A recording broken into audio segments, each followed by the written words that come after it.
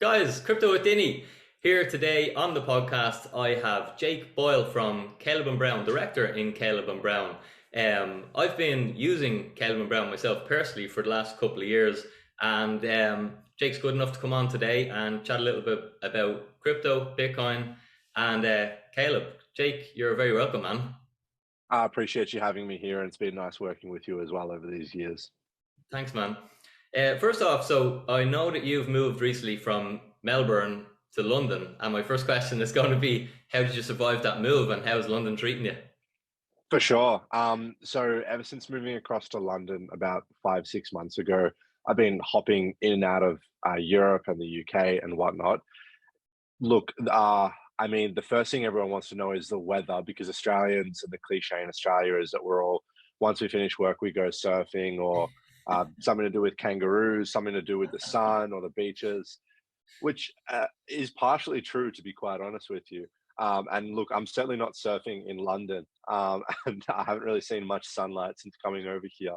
But that being said, whilst the climate is very different in Europe and particularly London than it is in Australia, the business environment and just the scale of which things happen is really, it's not really something that can be compared to cities in Australia. So it really does offset it in that sense. So I am enjoying it here, that's for sure.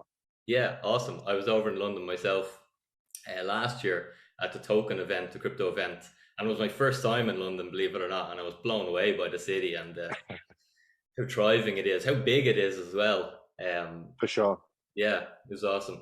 What has so I probably should have gave context. Caleb have recently moved use of offices in London now, and and that's what's taking you over there. So Caleb has been expanding since I've been a customer anyway. Every time I look, the LinkedIn profile of staff gets bigger. Have you seen it, what's it been like with crypto adoption working in the industry? Because you've been in Caleb from the very beginning. Yeah. So in terms of our business, we started out with just a very, very small handful of us. And now we're in a situation where we have just shy of 100 staff globally. We also were originally just based in Melbourne, Australia, where we still are to this day an Australian owned and operated business. It's just now that we've realized that we need to be 24/7, we need to be keeping up with this ever moving market. So setting up some offices around the world so we can support a 24/7 operation for clients, that was the number one priority. And then any other opportunities that come with international expansion in terms of any business relationships and things like that is obviously a blessing as well. But in terms of adoption on a broader sense and our involvement within it, when we first started the business up, the industry as a whole was, there was no precedence. But there's nothing that you can compare your business against in the slightest. If you want to create a product, if you want to offer a service, you just need to figure that out from scratch because you can't copy and paste what that business across the road is doing or another business over here because no one's interested in the space. The trade volume would have been a fraction of what it is now.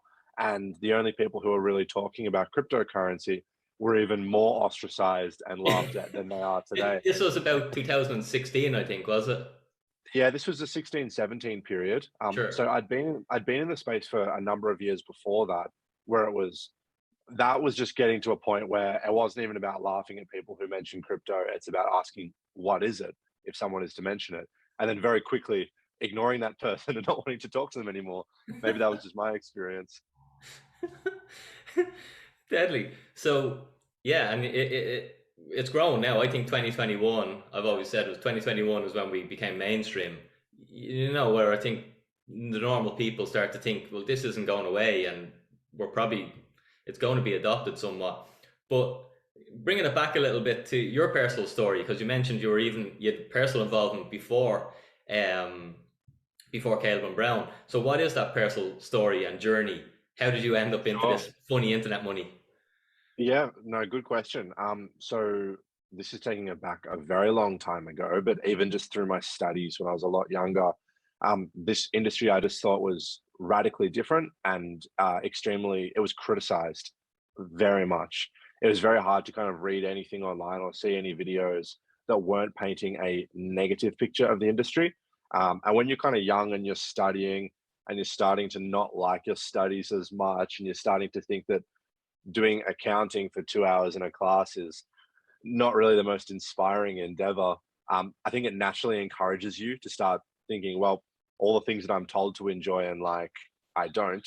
So maybe some of the things that are told to be taboo or, disagreeable, maybe they're the things that I actually might be interested in. And studying up about Bitcoin and reading about some of the use cases, reading about some of the situations involved in the space from the best all the way through to the worst, I just thought it was very intriguing. And also because in that stage I was starting my first business and then I was gauging in the export market, dealing with foreign currency and wire systems and just the bureaucracy and logistics of money movements became very apparent. And it started just to become very obvious that from a transactional perspective, I could not see a future where it would continuously take 3 to 5 business days for me to send funds to a business overseas with no control or no understanding of whether the funds have actually been received by that party. I'm kind of just sitting on my hands, twiddling my thumbs, hoping for the best. And if they turn around and say, "Sorry, Jake, that $1,000 that you sent to us for this product or this service, whatever the case may be, that just never arrived." If my bank says, "Well, it has arrived, we've sent it, it's not in your account anymore," we're at a stalemate. So a lot of the use cases of cryptocurrency really started to kick in. And at that point in time, I just thought that, well, whether Bitcoin is going to be successful a few years later on when Ethereum came out, is Ethereum going to be successful? And you kind of go through the list. A lot of the coins that were around then and in the top 10, they don't exist anymore. So the answer was a lot of these things may not be successful or will not be successful. But fundamentally, the technology and the innovation and the ethos behind the industry, that's what made a lot of sense to me back in, this is like 2014, 13, 14 period. So then as things kind of grew from there, we started to see some major moves in the space. We saw Bitcoin eventually get over $1,000 US, which was definitely a big milestone in that period of time. We also saw it crash down dramatically from $1,000 US after the MT Gox hack, stolen Bitcoins, which happened in that period as well. So, and then we go through 15, 16, 17, which is just a whole nother wave, a whole nother emotional roller coaster of opportunities and problems and fantastic cryptocurrencies and inspiring technology, all the way through to unsavory characters and poorly run or unethical exchanges. So certainly the full experience there. And then by the time Caleb and Brown came along and that became a chapter of my life, I was already quite battle hardened by the industry. So I was, it's not really difficult to be surprised for me anymore. So it makes it a lot more of a enjoyable journey. You're battle hardened. I like that, man. And I think we Optimistic. all have to become battle hardened, because I think we come to crypto for the get rich quick, and then we get battle hardened because we get punished that it's not a get rich quick. It's a very volatile asset class, and we have to respect it, and think more medium to long term as opposed to short term. But that's my thesis and my approach anyway. Um, are you aligned with any particular cryptos? Like for me personally, I'm very much sold on Bitcoin being sound money, and I sort of see everything else in the space as really innovative and exciting, and I don't understand a lot of it, but I sort of treat it as little venture investments, so little low portions of my portfolio. I'll have little speculations, but I'm very much sold on Bitcoin being sound money, and so with yourself, would you have any alliances with particular protocols or cryptos? Good question. So I think generally speaking, it's good to have a very objective approach to that. I would say that having an emotional investment in any of these cryptocurrencies, there is a high probability that it will do more bad than it will good, on the basis that it'll probably cloud your best judgment in times where you should be thinking objectively, but instead you're so personally tied to your holdings or your, whenever someone has a round number, 10,000 units of this, it's Yeah. always quite hard for them to potentially consider selling down or dollar cost averaging or whatever the case may be. So obviously being in the space for a while, Bitcoin was fundamentally what attracted me to the space. That's always been what I've viewed as the best use case of cryptocurrency technology, even with some of the unfortunate realities around the world right now and these last few years. You can see so many examples of where Bitcoin has solved problems where other traditional systems simply have not been able to. Like people have gravitated towards that. Now, so I would definitely have Bitcoin as one of my answers there.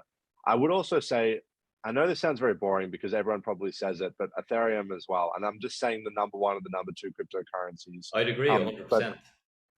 the main reason why with Ethereum is that we're discussing maybe five minutes earlier, we were discussing how in the early days, so many of these top 10 coins, whilst they were a part of the ecosystem, a part of the innovation of a nascent asset class is realizing that some of these tokens and some of these projects are not going to be successful. Things are moving so fast. If they don't keep up and provide value and solve problems, they may not exist tomorrow. So the reason why Ethereum is an interesting value proposition there is because Ethereum provides the framework, it provides a framework to which other tokens can make that entrepreneurial attempt at solving a problem. Now, there it would be an inconceivable amount of Ethereum tokens that have not been successful, that tried to do an ICO or they tried to have a DeFi protocol and or a play to earn ecosystem, whatever the case is, and for whatever given reason, consumers just simply were not interested in it. So we already know that there are numerous tokens on Ethereum that have not been successful, but at the end of the day, you get tokens such as Chainlink, you get Aave, you get Maker, you get a whole variety of these DeFi platforms, even things like Axie Infinity, the play to earn ecosystem, which originally always was generated from Ethereum. All of these examples allude to Ethereum's ecosystem. It just needs some use cases and the rest will take care of itself. And the amount of transaction fees that are being generated, the amount of revenue on the Ethereum network has grown so dramatically over the years. It's at a point now where it's becoming more and more difficult to criticize in a sense of longevity. Deadly. Yeah, no, my sort of thesis is similar to yourself. Like I've thought I enjoy Bitcoin, or I would invest into Bitcoin and dollar cost average, and I also dollar cost average into Ethereum, and everything else I'm sort of not too sure about. I think I can get a lot of upside just with those two assets, and I have very small positions in other things. But I find that other things change, as you say. 5 years ago, coin market cap looked totally different than it looked today. So the latest and greatest today in today's markets in 5 years' time, will they have fizzled out? As you say, will their entrepreneurial adventures have not succeeded, as most of them don't? Like that's just the journey of an entrepreneur, is that we fail a lot, I suppose. Yes, correct. And I think it's also worth noting too, like for our business, for example, as a cryptocurrency brokerage, we exchange in roughly 1,000 coins and tokens. So for us, that's where it goes back to objectivity in the market, and also appreciating that everyone has their own risk tolerance and everyone has their own lens as well.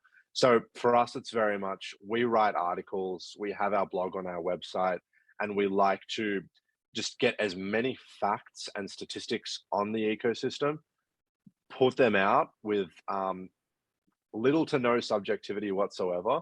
So that way, anyone who reads it can just have that direct, like I suppose, no bullshit, for lack of a better word, approach to reading it. And what we find there as well is like we'll deal with clients all the time, and some clients will say, Jake, Bitcoin and Ethereum, they have the largest market cap, they have the most trade volume by far. That to me means legitimacy and longevity. They're the two that I want to invest in. By all means, we'll help get that done. And then there are other clients who are thinking, look, I don't even like Bitcoin and Ethereum. They're so valuable right now, and they've already been around for several years. Some people are looking for these top 50, top 100, maybe top 200 altcoins that have still got that potential upside. They're not billion-dollar market caps yet, but they're growing or they're doing something innovative or unique. And that's fine as well. Obviously, you run into a lot of different hurdles and the volatility might be quite different. But at the end of the day, each to their own. As long as people take care of their security and give it some good thought, then we'll obviously support those endeavors. Yeah. Do you personally would Web3 or DeFi or NFTs or metaverse or gaming, does that interest you personally, or Oh, absolutely. yeah? Personally How do and you, how do you stay professionally. how do you keep up with it all? Oh, it's very difficult to. Yeah. The reality, I think the first part is admitting that you're simply not. Like anyone who believes that they're a complete expert in the space or knows everything that's happening in the space is probably a little bit overly ambitious in their assessment of themselves. What I would say is that like we know and work with people who are very specifically interested in the NFT space, and even then they'll have their own subsection of that industry. And then as you start to refine things, you realize that you can become an expert in a very specific area. Like some people are very passionate about decentralized finance. Others think the play to earn space is just the next biggest thing, and that's what they want to spend their time doing. But to be across the entirety of the market, you would you'd start your morning with a coffee reading, and you'd have to have probably 18 or 19 coffees before you're even halfway through the news in the market, which is unsustainable, to say the least. So I would say that when, at least personally, I like to stay across, just generally across what's going on. Yeah, So same. whether it's just the general updates and direction of layer one tokens, whether it's just a general broad understanding of how's Chainlink going, is Polygon being adopted successfully? Are people migrating away from um, paying gas fees in Ethereum? Is the Solana NFT space taking up any more market share? A lot of those broad facts of the market. That's a lot of the stuff that I think is quite interesting. And the thing with cryptocurrency too is if you don't have the news source or if you don't have access to that information, a lot of things can grow so fastly that by the time you hear about it, it's already done. Like even just the NFT space, like 2021, that entire ecosystem just blew up so dramatically. And if you're not staying across it, at least to a small extent, you're going to look at the industry now and say, wait, there's this multi-billion-dollar industry that just appeared Where'd out of that come from? nowhere. Yeah. Exactly. And same with the play to earn space, like this whole idea of tokens having their own effective economy, in-game economy, which can reward people who play and invest in the game, but it can also allow people to gain advantages or gain extra resources or tools through paying for it themselves, and it creates this self-functioning ecosystem. Um, Myself and a lot of people find that to be very interesting because you can see in so many parts of the world the profitability and the feasibility of simply playing cryptocurrency games, and that can be a means of employment in itself. That's certainly not a job that I don't think anyone even 2 or 3 years ago would have predicted that that would be something that millions of people around the world would be able to generate an income out of. So it's so exciting seeing how the space changes so fast. Deadly. Um, Tell us a little bit about how you started with Caleb and Brown, how that came about, how you For sure. transitioned from just being a DJ I to haven't fully transitioned from that. none of us have. Um, so I suppose, it, as we were mentioning, 2013, 2014 period, where I was personally studying, reading about the space. I even did some projects with my education around cryptocurrency. I'm pretty sure I got horrible grades on them as well, but I had a fun time doing them, so that's what matters. And then through that whole process of personal interests, I had a lot of friends who were in the space as well. One of my good friends throughout high school and university, so forth, is Jackson, who's another one of the owners of our company. He's our CEO in Australia. And through being with him, going to university events, university functions, we had other business and commercial interests outside of cryptocurrency, but we kept on coming back to cryptocurrency. So eventually it gets to a point where you're thinking, well, I might be doing all this other work during the day or engaging in these other businesses. But if I start my day thinking about one thing and I end my day thinking about that same thing, that's probably a pretty good sign that you should seriously pursue that further. And that's where meeting some of the other owners of Caleb and Brown and some of the founders of Caleb and Brown just at some random university event that no one really even showed up to. Um, the kind of irony and it's kind of curious looking back and seeing how things start, but there's so much luck in actually getting that first encounter with the people that things start off with. And that was several years ago now. And then it very quickly turned into not just a full-time commitment, but like when you're starting a business out at an early stage, it's more than just a job. It's pretty much the entirety of your life. And being in the crypto space, particularly during 2018 and 19, where the markets were quite stale, they weren't looking too optimistic. A lot of people were purchasing. You might buy Bitcoin at $6,000 just to see it go to 4,000 or 3,000. It's not. It's not a very inspiring industry, and clients aren't as excited about it either. So during those early stages of Caleb and Brown, it was more so just about building a reputation, which centered around security and quality assurance and making sure that consumers are protected, making sure scams, hacks, and all the horrible things you hear about the ecosystem are something that we can prevent entirely on our side. And then also making sure that we can continue to grow our suite of products and the quality of our service, regardless of what the market is doing. So I wouldn't say that bear market period of 2018 and 19 was necessarily enjoyable, but I would certainly say it was productive and necessary. And then as we went into 2020 and 2021, well, our staffing started to grow quite dramatically.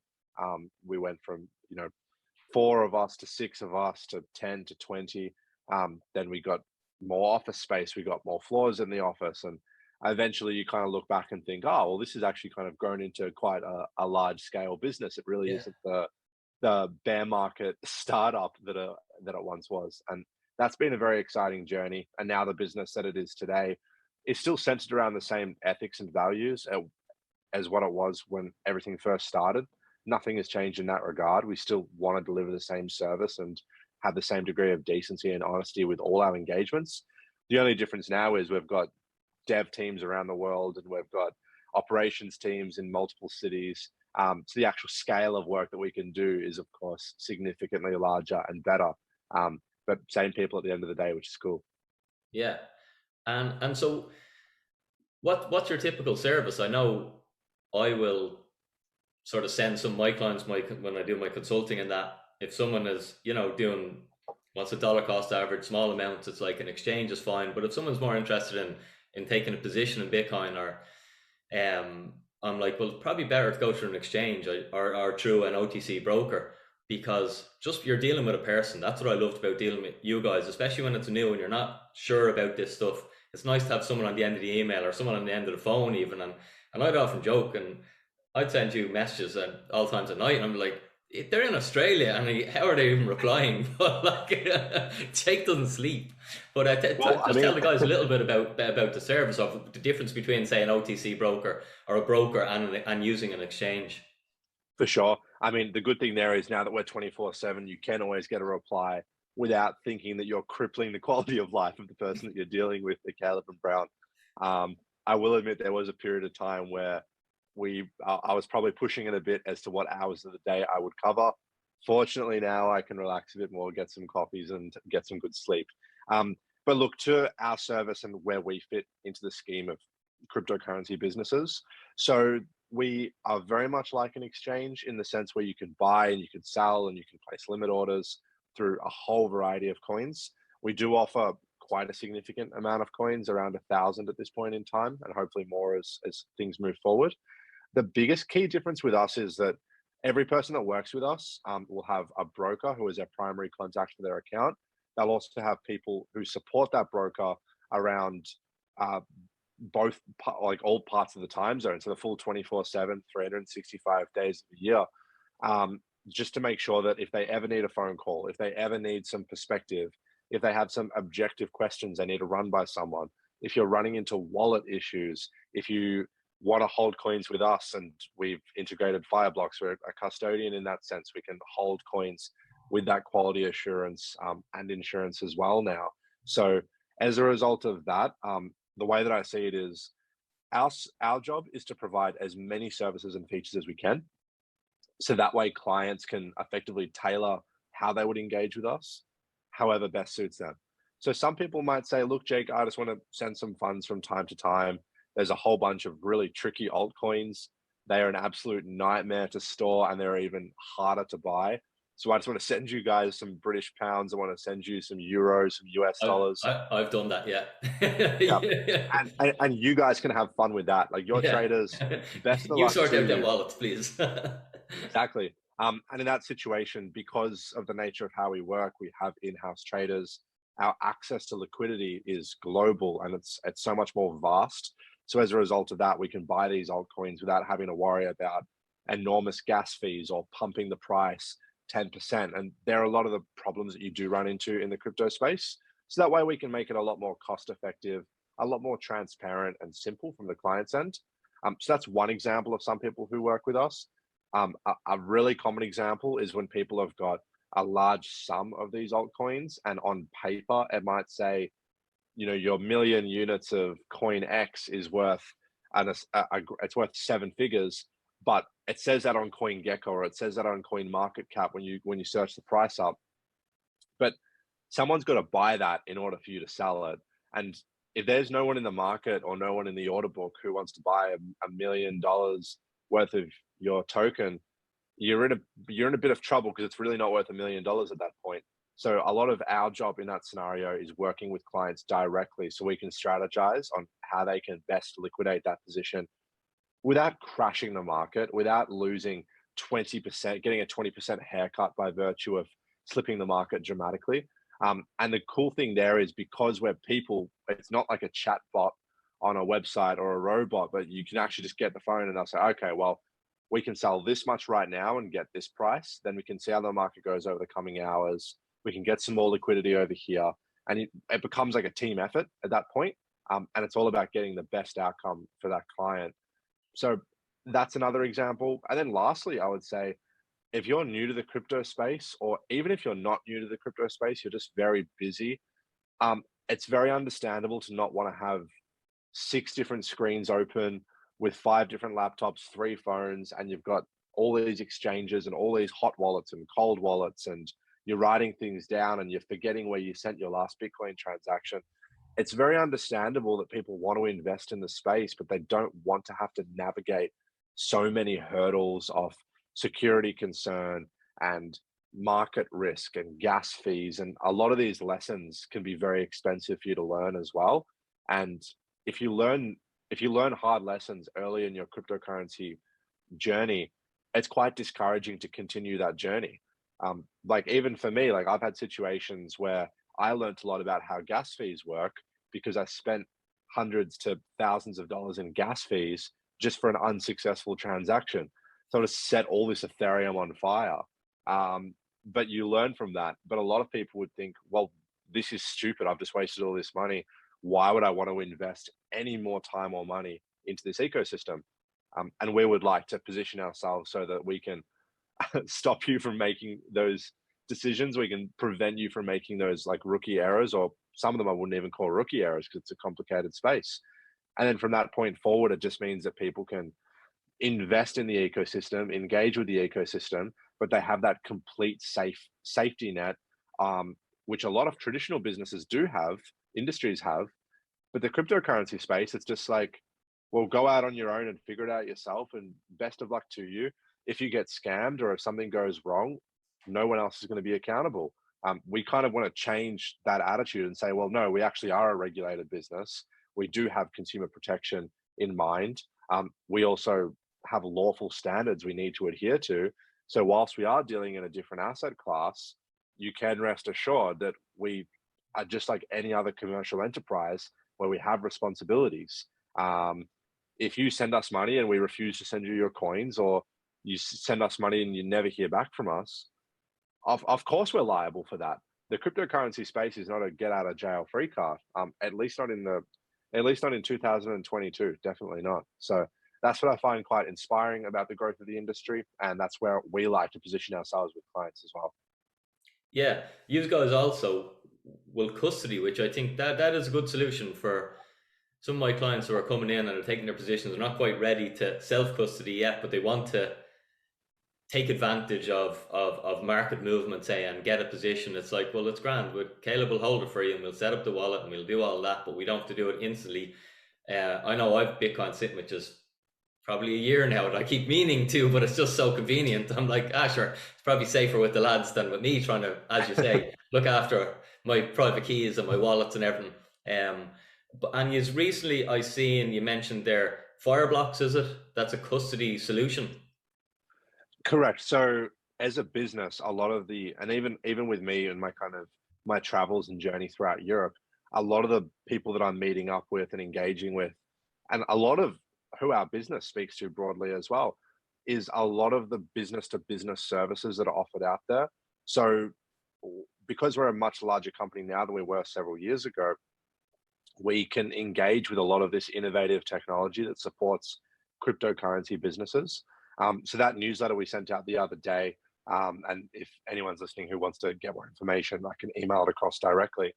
But that was just detailing, because we've integrated Fireblocks into our system, it means the scalability to which clients can have unique wallet addresses generated and segregated for their accounts is just, it's an enormous step.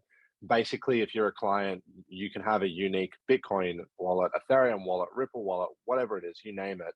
And because we support such a variety of these wallets with unique access to your account, it means that when you're sending us coins and when we're holding those coins for you, they are all itemized per client. So the exposure to risk, it's not like Jake's personally walking around in his Yeah, Kathmandu jacket, he's got his ledger, and if he drops it down a drain, the whole business is gone. It's yeah. nothing like that at all.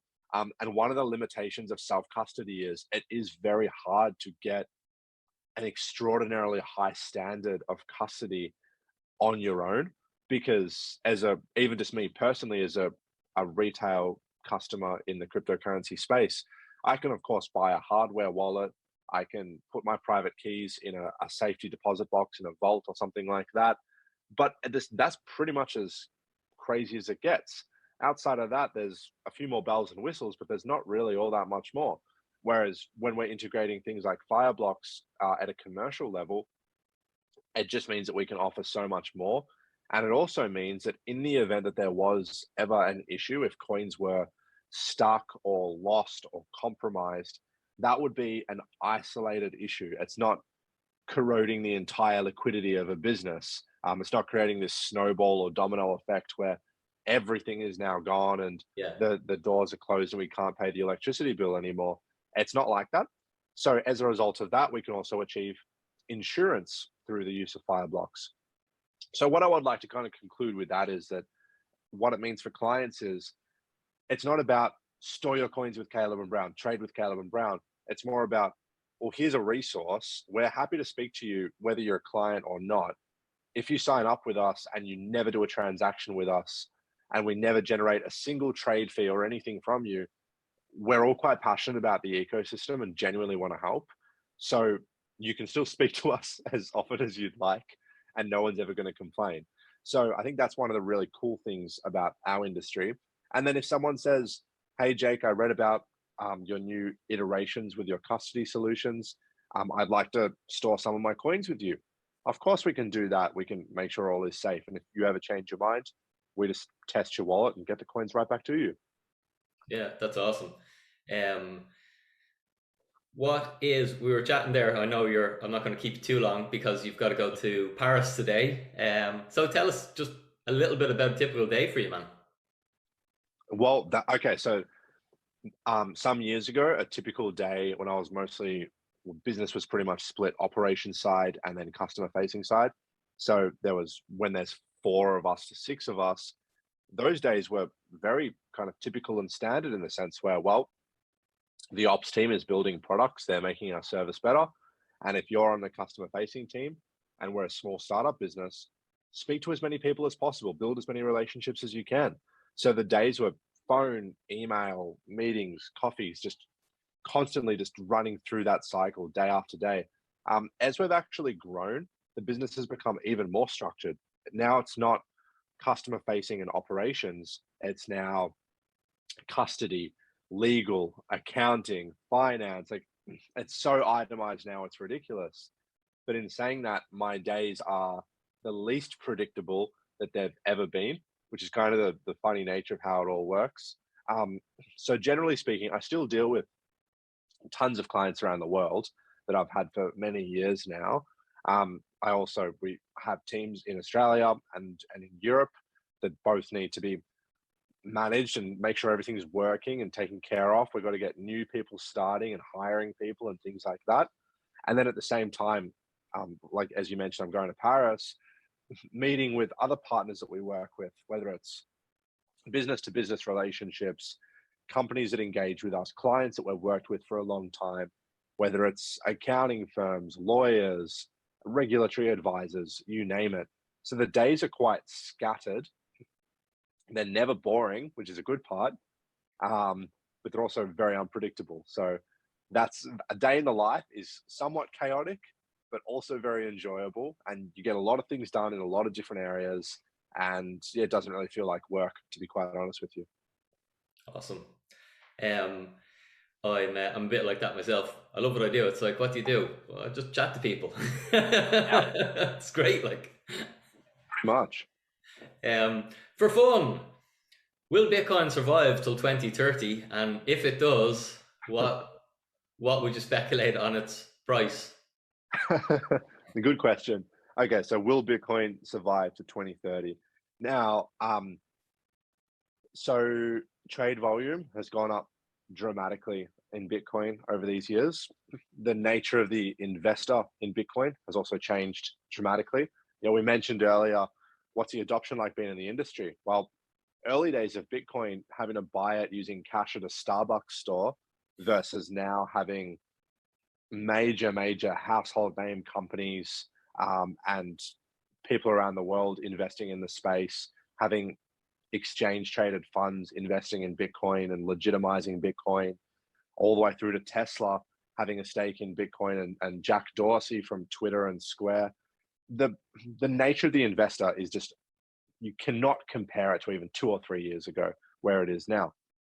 What's important is realizing that there's only ever going to be 21 million Bitcoin, of which regrettably a large percentage of that has been lost over the years, or cannot be accessed anymore. So the supply realistically will be a lot less than 21 million in that sense. The reason I'm mentioning that is that as trade volume increases, as more people are interested in the ecosystem, because of the relative scarcity of Bitcoin and its like fundamental supply demand economic principles, I would say the probability of Bitcoin not existing in 2030, I would say, is low.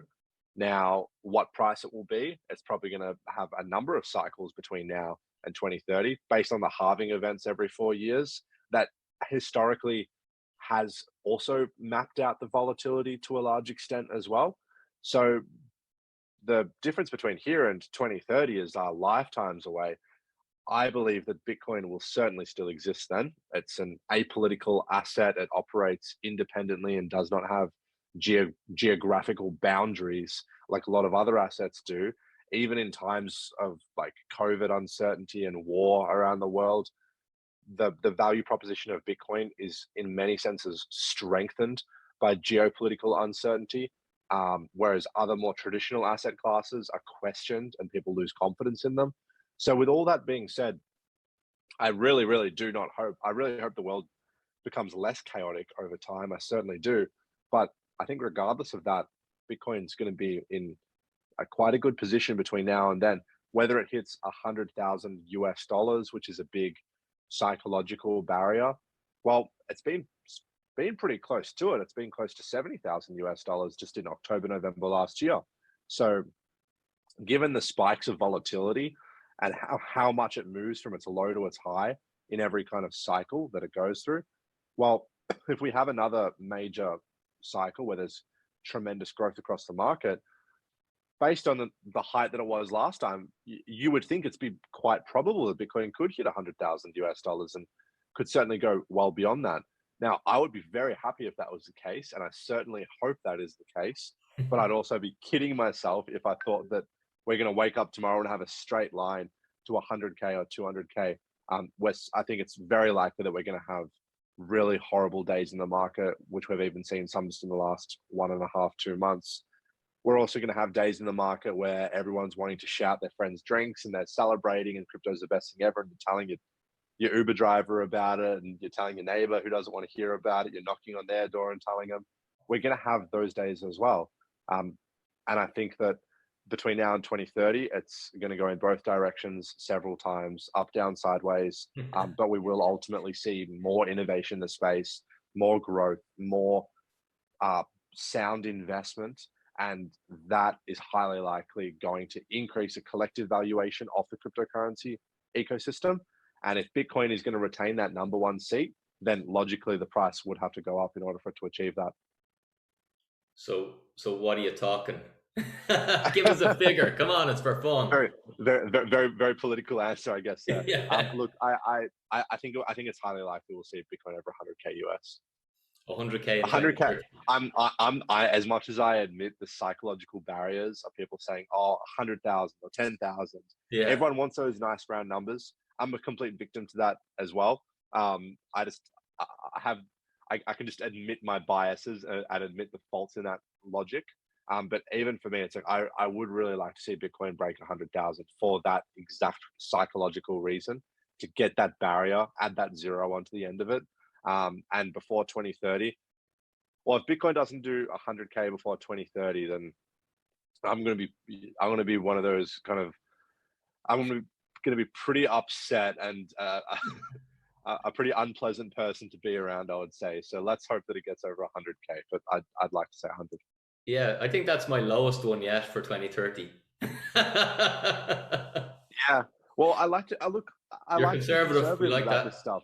I'm not trying to pump or spook the market or anything Yeah. like that. Like on my end, it's like, well, we need more innovation in the space. We need more adoption. We need more businesses who support, like, the infrastructure of cryptocurrency needs to have. People are getting scammed all the time still. People are Yeah. misplacing their coins. Even with OpenSea in the NFT space, like, there has been some quite prolific scares that we've had even just in recent times. So Bitcoin can forget going to 100K if the industry is not going to continuously provide a better product that gives confidence to investors. Now, Bitcoin is independent of that. That Bitcoin is just Bitcoin. Yeah. But if you have major exchanges who get hacked or get taken down, or have directors who are operating without the best interest of their customers, that will in turn affect the consumers' thoughts and perspective on Bitcoin. So with all that being said, the way that I kind of would conclude it is that if we have more businesses that have an interest in consumer protection, if custody solutions are continuously growing, access to education and knowledge resources and news and things like that is also of an abundance, then between now and 2030, the market has every reason to have optimism and success, and your bull markets. And the $100,000 Bitcoin might be by 2030. I might look like an idiot only saying it at 100K, or maybe we won't even get there. I certainly hope we do that. Yeah, that's an interesting point though, on that we have to mature with the custody solutions to hit those numbers and beyond. Correct. We can't just be, like, as you say, putting our private keys in safety deposit boxes. Oh, absolutely. I just got a coffee. How good is that?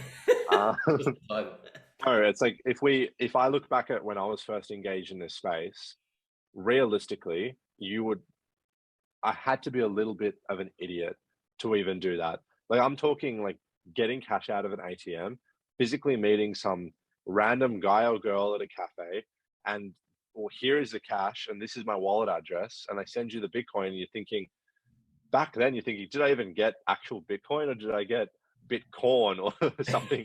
Some little spin-off.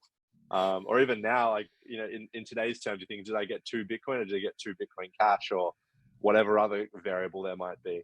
So looking at how people invested in the space back then, it's no surprise that Bitcoin was only worth a few $100s, because the infrastructure was just non-existent. And then when Mt. Gox, which was the biggest I believe it may have been the biggest exchange in terms of reported Bitcoin trade volume daily, when they had their coins compromised, which is still an ongoing legal case, which is definitely worth researching for anyone who's interested. In that scenario, it's like, well, what do you do then? Like, if the majority of trade volume is with a business which is now just does not have access to your assets anymore, why would anyone want to invest in that asset class? Yeah. I mean, Bitcoin's just doing its thing. Like that's just a white paper that just it's realistically it's just code that's supported by Yeah, computational yeah. The humans power. are the weakness, I suppose. Bitcoin Yeah, is no, just the Bitcoin. humans are the ones who screw it up. These other Yeah, things, they exist with or without us, and we can kind of fully embrace it and make it useful, or we can scam each other and waste each other's time. That's, I guess, decentralization. The reality of a decentralized market is that it does give a lot of power to consumers. It also takes a lot of the safety nets away from consumers. So that's why you've got to have that balance between being passionate about the ecosystem, but also being wary and vigilant at the same time. yeah.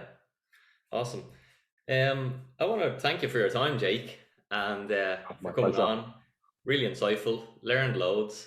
I will add in. I know you guys, Caleb, have been kind enough to share with us a link where we get reduced fees. So I'll link that in the comments below if anyone is interested in checking you guys out. And do check out Caleb Brown. Check out the site. The blog and everything is awesome. Like it's a great resource of information. And yeah, thanks very much for coming on, man. Hopefully we chat again soon. Appreciate it. Well, look, thank you very much. And I'm sure we'll be in touch real soon.